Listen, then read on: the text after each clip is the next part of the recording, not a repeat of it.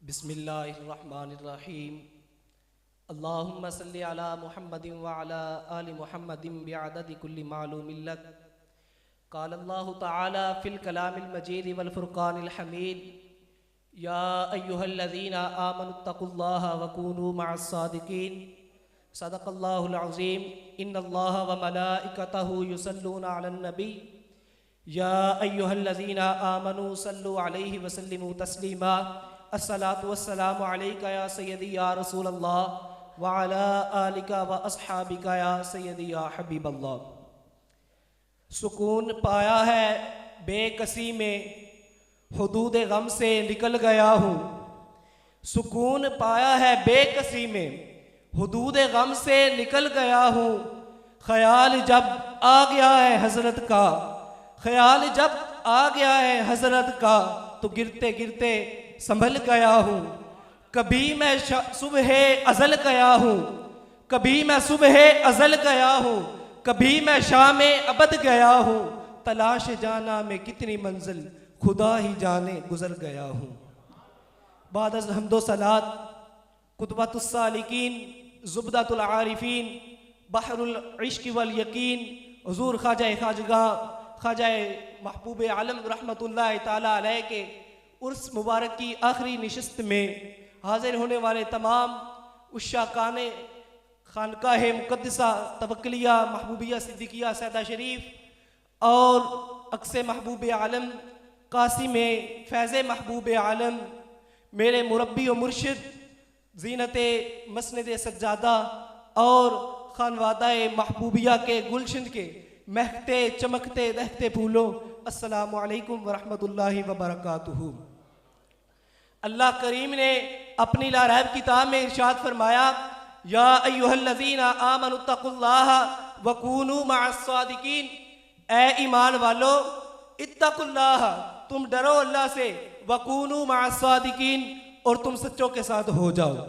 अल्लाह करीम ने ये खिताब पहले ईमान वालों को फरमाया ईमान हासिल करने के बाद तुमने अगला काम ये करना है, इत्तक़ुल्लाह, जिसे रब का खौफ और खशियत कहा जाता है, उस जेवर से अपने आप को मुज़य्यन कर लेना है।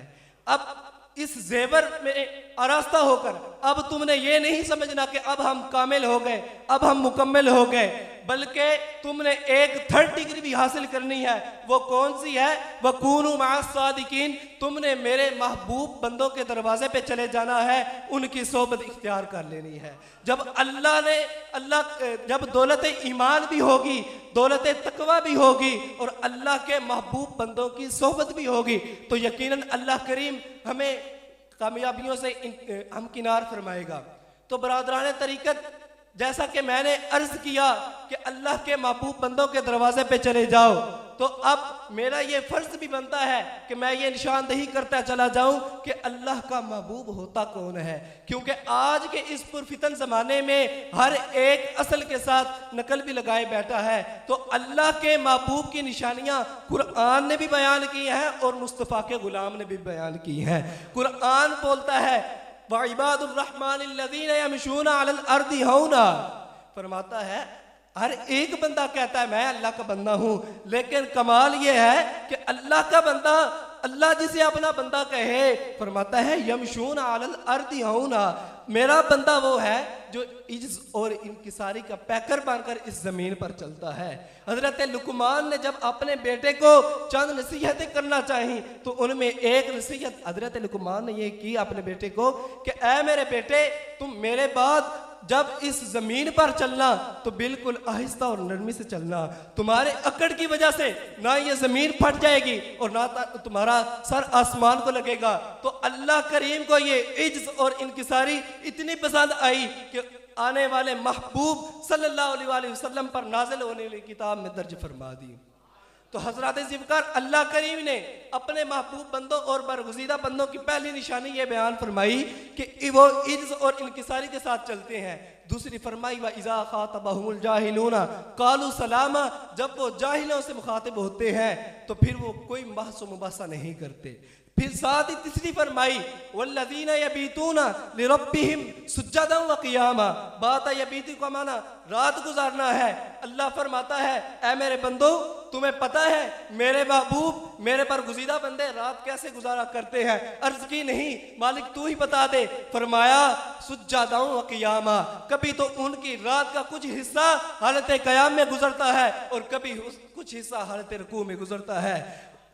अगर हम इसी चीज को अपनी खानकाह मुक़द्दसा जिससे मैं वाबस्ता हूँ, आप वाबस्ता है, आपका ताल्लुक है, अगर हम इसके हर सज्जादा नशीन को देखें तो उनके मुसल्ले रात को पीछे होते थे और उनकी रातें अल्लाह की इबादत में बसर हो जाती थी।